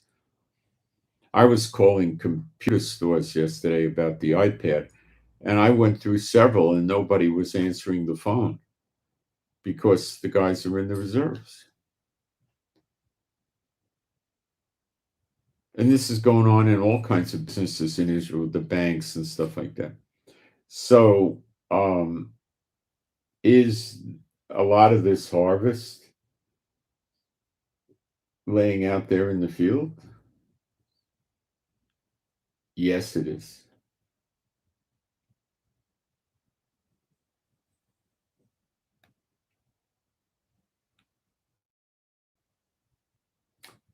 Are you getting the picture so far? In the year of the Jubilee, you shall return every man unto his possession. What did God by covenant promise to give to Abraham and his seed, not seed of one, but seed of many, Yeshua, and it would apply to all those in Yeshua. This land covenant, it's our possession. He gave it to us. You think that Jehovah cares what the UAE and Saudi Arabia and Biden and Putin care about? No. It's irrelevant. He doesn't care about them. And if thou sell aught unto thy neighbor, or buyest aught of thy neighbor's hand, you shall not oppress one another. Well, the Israelis are oppressing one another today. That's why 2/3 are going to get cut off. That's in Zechariah 13, verses 8 and 9. And the ones that don't get cut off are going to have the dross burned out of them like gold and silver, which we see Malachi do. We see silver, which we see Malachi do. We see Elijah doing in Malachi 3 with the Levites, purifying them so the offering, burning the dross out, so the offerings will be acceptable to the Lord, which brings the blessings of the law on Israel. Of course, they're using the temple or the tabernacle, whichever comes first. Maybe the tabernacle, I don't know. Maybe the tabernacle is what goes in the wilderness when the Israelites and the true believers return from the nations. You'd be returning to your true home, coming to Israel. Why the heck would you think your true home is in Japan or Kansas or LA or New York or London or Paris or Rome or Belgium? Why would you think that? Why would you think that? Where the heck is New Jerusalem going to be? Well, we got a clue. It's called New Jerusalem. It'll be over Jerusalem. Is it going to land on Jerusalem and crush it? Of course not. Come on. There's got to be some sort of a walkway or something, or perhaps we go up Mount Sinai, which will be the biggest mountain, and then from the top of Mount Sinai we can enter into it. But it's not going to come down and crush everything. It's 1,500 miles long, 1,500 miles wide, and 1,500 miles high. If it came down, cool. I mean, it could be very heavy. I don't know, but it also has streets made of see-through gold. When was the last time you saw some see-through gold? Gee. Where do you find that? Well, only in New Jerusalem or the third heaven. You're not going to find it here. I'm going to take a fast break and keep lining these pieces up for you. Oh, I got more. So what I'm doing is I'm showing you that 2024 is very, very, very, very likely a Jubilee year. But not so much the Gregorian stuff. I'm going to break the calendar down too by the events that we're very shortly going to see fits like this. I'm not going to go back and argue with my own name. Excuse me, children, I got to get out. Oh, I got to have my phone with me for this. Got to have the phone. It's the guy when he gets here is going to call, but it's a very small order. I'll just run out and we'll get it brought in, and that's it. It'll be very quick.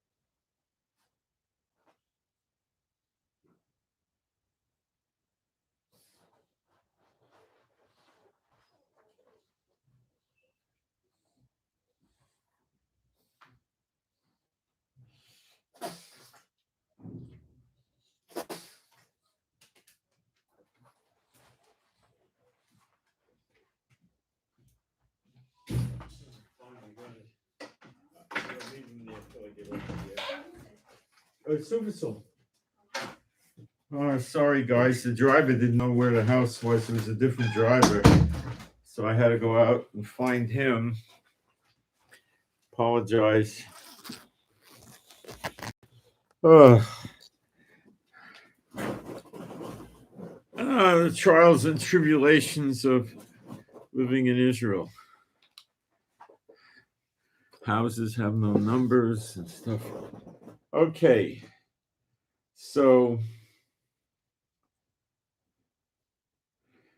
it says in Leviticus 25:17, you shall not therefore oppress one another, but shall fear thy God.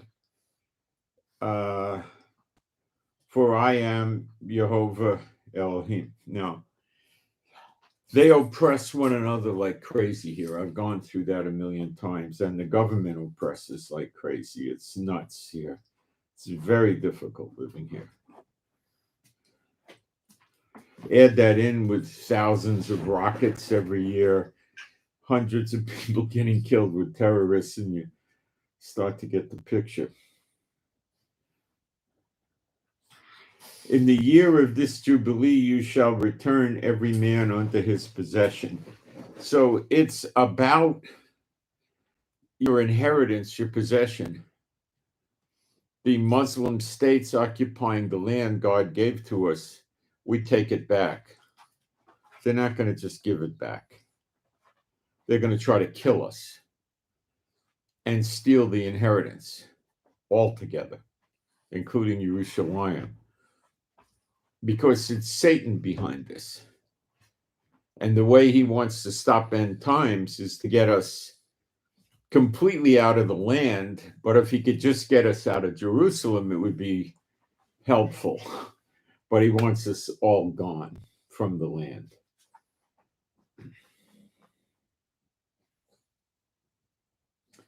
With the 2/3 gone, there's going to be plenty of food for us to eat. Okay?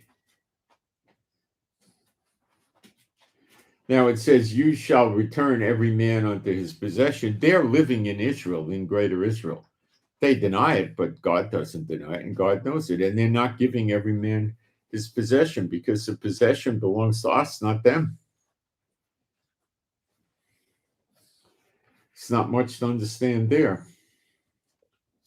And if thou sell aught unto thy neighbor, or buyest aught of thy neighbor's hand, you shall not oppress one another. Well, the banks of Israel certainly oppress us. And the government too, and according to the number of years after the Jubilee, thou shalt buy thy neighbor, and according unto the number of years of the fruits he shall sell unto thee. So when you sold the land to somebody because you went bust or broke, the price you got from the guy you sold it to was based on how many years left until the next Jubilee, because he had to give you the land back then. So if you had 39 years to go, you got a greater price than if you had 11 years to go. Not so hard.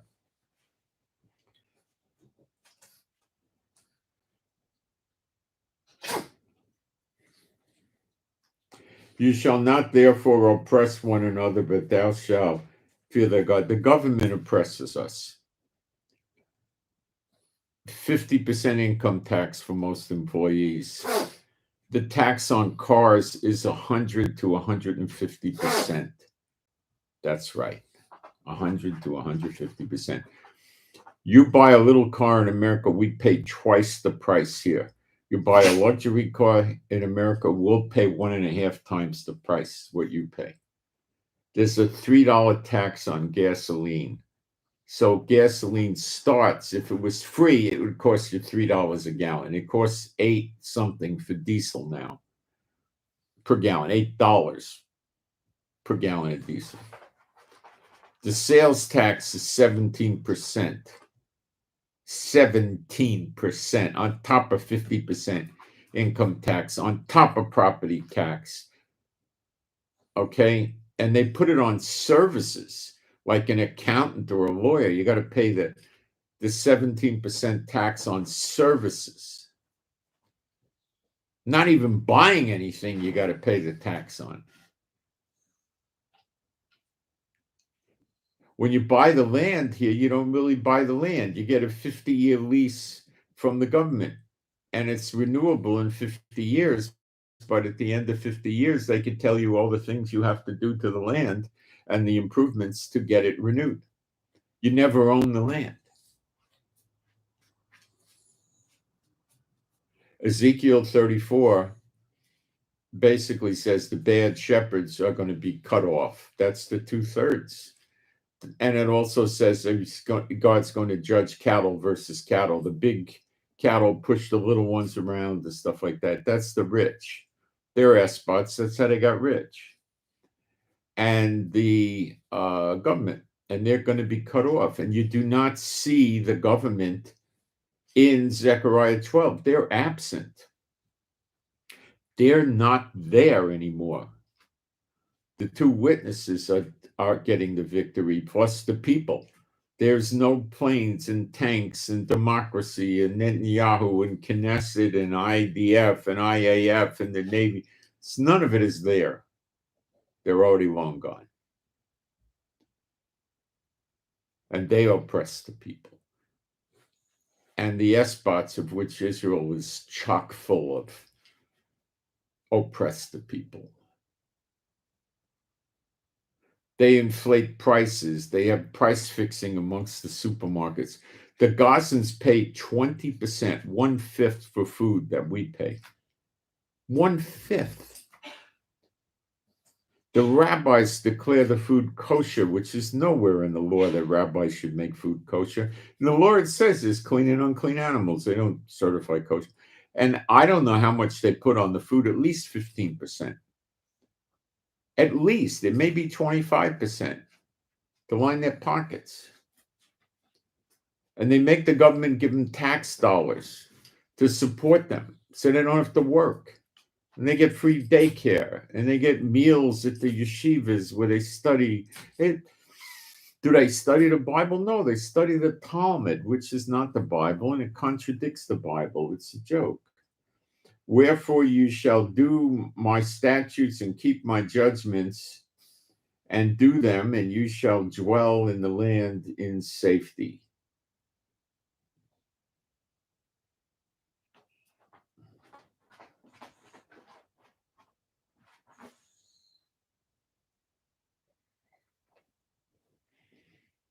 Okay.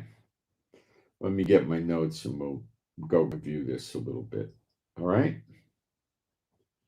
And since I'm using the iPad I used to broadcast on, instead of keeping my notes on, I'm a little crippled here in that regard. I got to find where my notes are again. There it is. Okay. In the Jubilee year, the debts are canceled. How is that going to manifest in Israel? The banks will be gone. Those are the debts: credit card debt, car payment debt, mortgage debt. They'll be gone. No more banks. The paper money around the whole world will collapse. It's not going to be any banks. So that's the forgiveness of debts, which is in Jubilee year. It's getting amazing, isn't it? Servants free. Now, I told you the yoke is off. There's an internal yoke and an external yoke. The internal yoke is the so-called democracy that taxes the people into dirt, has horrible laws, makes everything against the law and illegal and controlled. They're gone. And the rich fat cats that run the companies and bleed us dry with the retailers and all that, they're gone. Then we get the land back.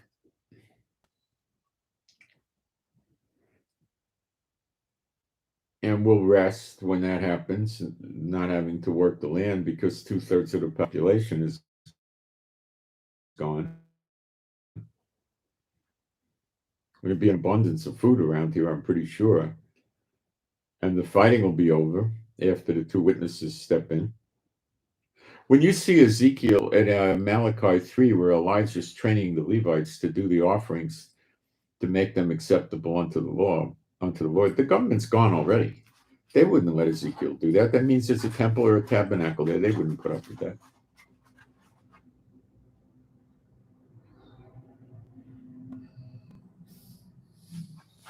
They're on the side of the unclean spirits.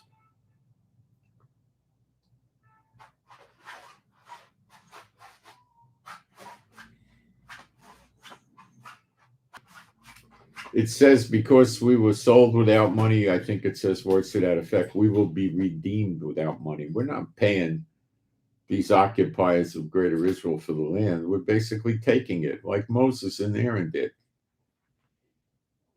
Kind of exactly like that, except we're going to get a bunch of it at the same time because we got the two witnesses.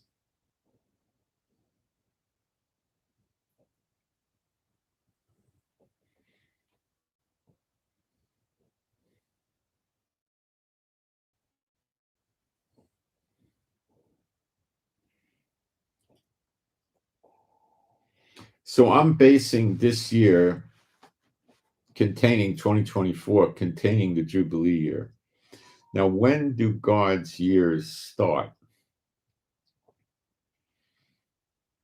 They start with what some call the month of Abib, when the barley is ready. And that happens typically every year. It'll be sometime in quite late February to very early March, right in a brief window there. So that is probably when, that is when the Jubilee year would start. And I'm talking about 50 to 70 days from right now. Grin! That's when Zechariah 12 should go down, right about there. It may be a little later, but that, giving you, that's when the Jubilee year starts. Does this have to happen on the first day of Jubilee year? There's nothing that mandates it, but I think it will. But I can't say it has to happen that way.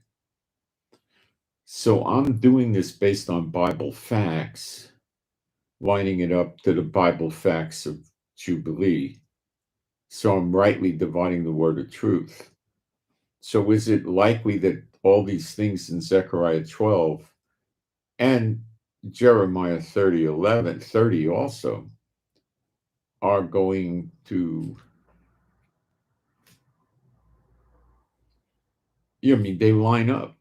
I can't give you, calendar dates because we don't have any good source of that stuff. When the heck did Joshua enter the promised land? I'm going to go look in the Encyclopedia Britannica. Why would I do that?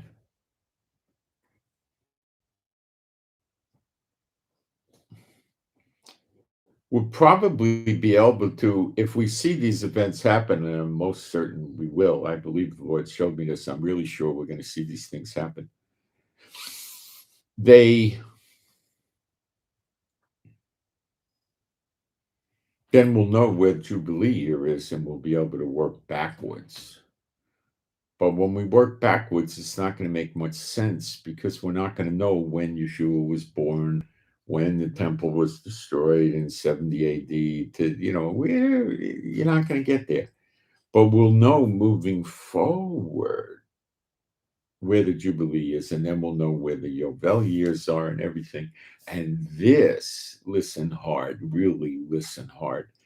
If this is right, which I really feel it is, we will know how to do God's calendar moving forward because we'll have our reference point.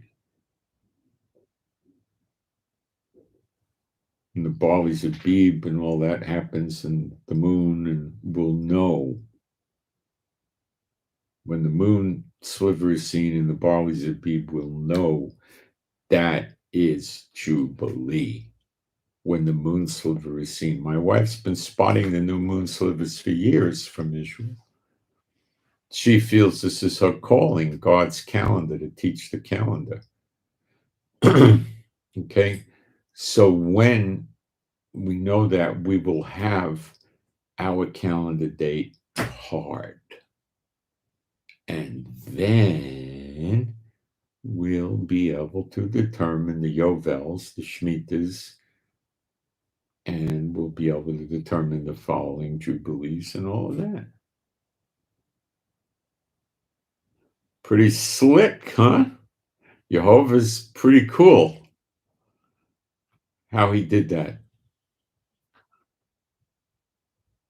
Now, Daniel's second 70 cannot line up with the Jubilee year because it's a 70-year cycle.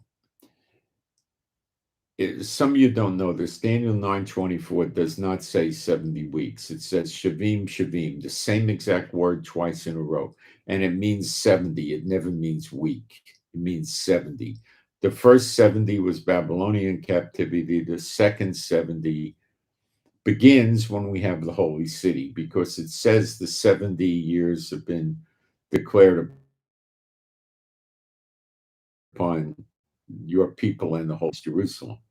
It doesn't say that when Jerusalem becomes holy, it says the holy city. So we know that's Yerushalayim. And we got that back in early June of 1967. So you can take it forward the 70 years to 2037, but you got to roll it back by 5 days per year, or 350 days, because Pope Gregory's Gregorian calendar has 5 extra days per year. So basically, you're going from 2037 to 2036. And that is going to tell us the end of the great day of the Lord. Nothing to do with the return of Yeshua. That's the end of the great day of the Lord, which is the falling away. It is not the tribulation. Okay? So if we're going to play with the numbers, which is a dangerous game sometimes, and we look at 2024 as the Jubilee, which I'm really sure this is going to go down, okay? Then it brings us 50 years forward on Gregorian calendar to 2074, no? But because we got an extra 250 days, we'll push it into 2073. Could that be the return of Yeshua? Likely. But you'll never know the day or the hour, Moshe. I agree. Does he say we won't know the year? Does Yeshua have to come back on a Jubilee year? Guys, I can't imagine him coming back on a non-Jubilee year. Can you? But will it be fulfilling all these things when he comes with New Jerusalem? Well, yeah, remember, there's going to be a lot of rebellion in the world that gets knocked off. They killed his brothers from heaven, the 2 witnesses, Apostle John and Elijah, and they go back to heaven to be with their Father, right? And what does he do when he comes back?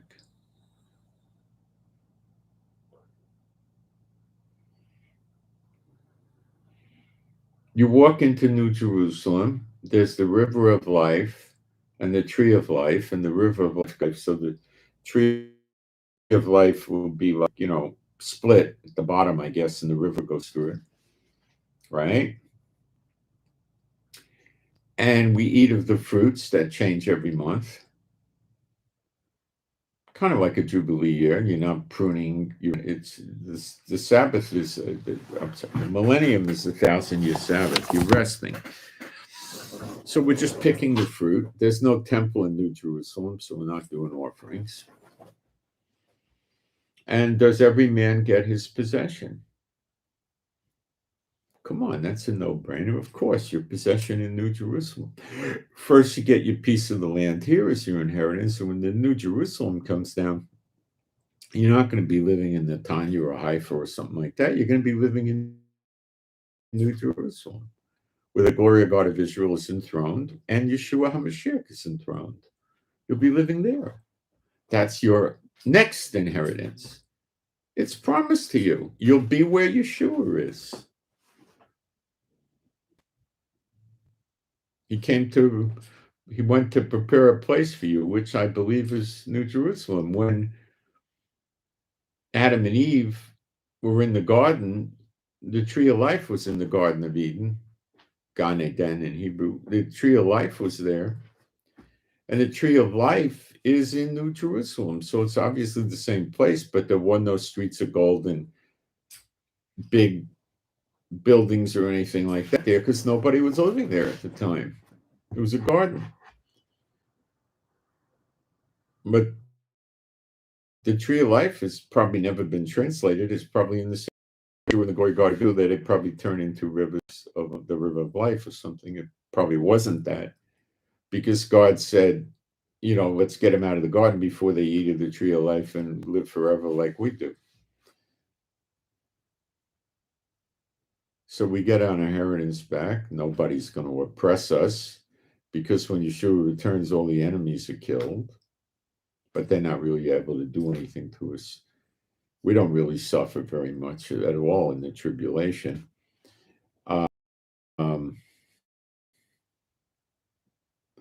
Getting your possession or your land back. The New Jerusalem is land also. Not earthly land, but land.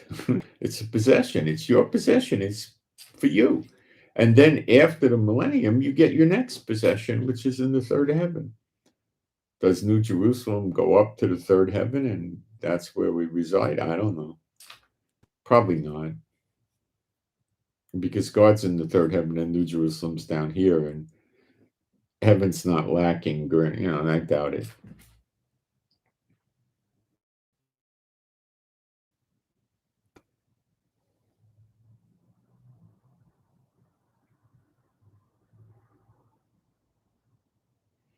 But that would be one whopper of a Jubilee because it goes for 1,000 years. Since it's the seventh day, so to speak, the Shabbat, it could also be a Yovel. But I think God would make an event like Yeshua returning to earth a Jubilee year, not a Yovel year, because then people would wonder what's the Yovel going to be, and that would be a Jubilee. I mean, when Jehovah burns up the earth and we meet him in the air and go to heaven, that could be a Jubilee year too. When in the Jubilee year does this happen? Of course, could be another question. What feast day would Yeshua return on if he chose to return in a feast day? I don't know.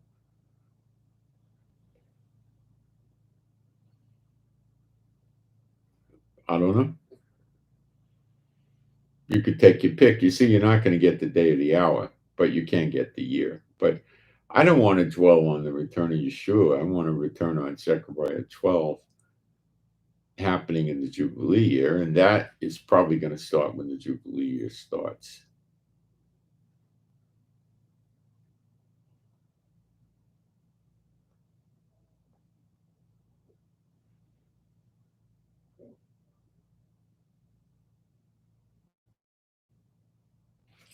The 70-year cycles in Daniel can never match points to God's 360-day year calendar, each month triggered by the spotting of the new moon sliver from probably Jerusalem is the best bet, but from Israel. Now, that means we're going to be able to predict the future Jubilees, and that's really what's important, okay? So we can't follow. How can the offerings be acceptable unto the Lord when Elijah teaches the Levites if they don't know the proper days to conduct the feast days on? You got it? So this answers the question. So Elijah knows, well, we started in, March 2nd in in 2024. Okay, that's the start of the Jubilee. We just throw it forward the God years and we got the next. After this year's is over, you start counting your Yovels, and we know where the Yovels are and everything. And it's a tremendous confirmation of God's calendar. But when you add the facts up, it's such a dead-on match, isn't it? But who would have thought of this? You think I thought of this? No, the Lord showed it to me this morning. You think I thought I didn't think of it? He showed it to me.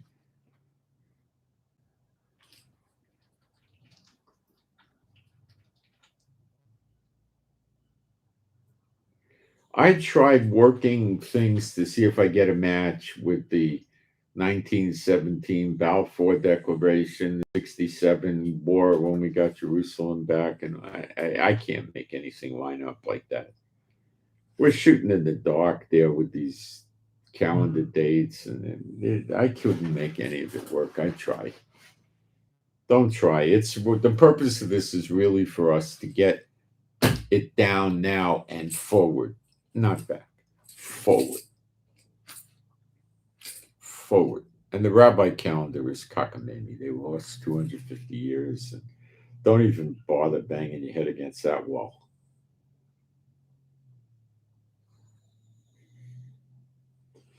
All right, checking the chat.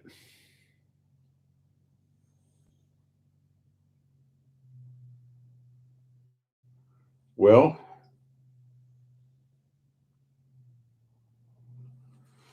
for the forward.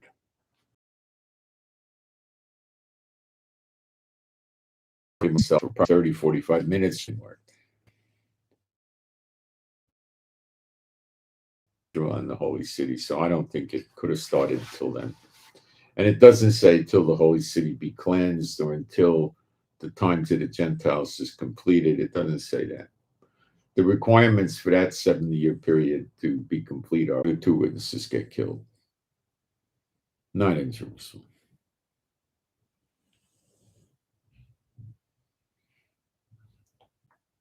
So while the 2 witnesses are up there, the odds would be great the Goya God of Israel is still in the temple with Israel.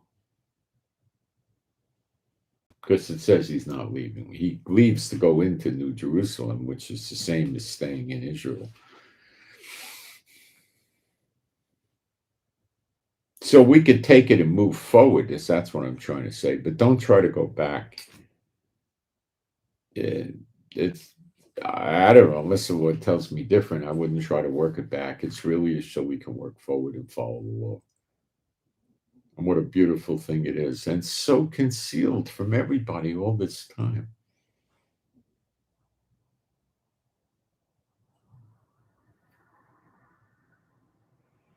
But it's like a super perfect fit for what happens in a Jubilee year.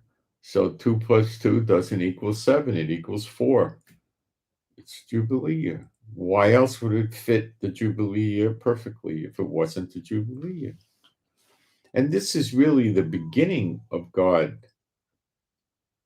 turning his face to Israel and letting them have the real Jubilee year. In the past, he wasn't really giving it to them. As evidenced by we never got our possession back. We never got set free from the government and the oppressors within and without from the other countries. I mean, look what the UN does. Look what 180 or 90 countries in the world do say the land belongs to the Palestinians in whole or in part. Give them more land back. Look, you gave them Gaza and they tried to kill you and gave you a Holocaust, but give them the West Bank now. I mean, come on, those are our enemies. They're going to be cut off. Their yoke is going to be removed. How's the yoke of America going to be removed? Well, destruction of daughter of Babylon, I suppose.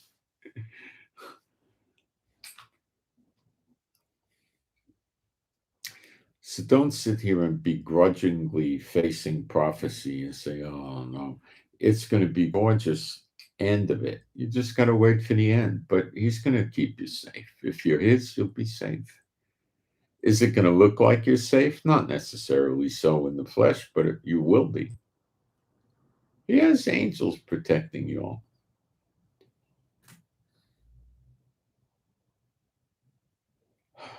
This is a good one. Okay. I feel very confident about this. All right. So that's what I got. And I'm Moshe. My wife's Rivka. Please pray for our peace, safety, protection, and healing. For me, you could pray for my eyes to keep improving and my hernia. And for my wife, we had a water leak today and she had to bend down on her hands and knees and stuff. So we got it fixed. So pray for more healing for her knee again because she got it inflamed and irritated again.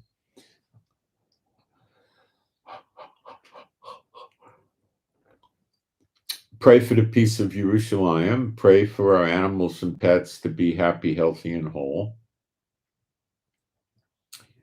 And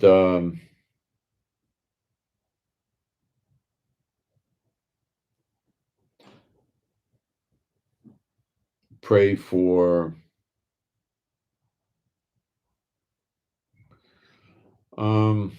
better videos. That I do a better job and I get more insights. And I hope you find this exciting. I did. So, am I really date setting here? No, I wouldn't think I wouldn't really call this date setting. No, I'm just lining up the facts of what happens in a tribulation to what happens in prophecy.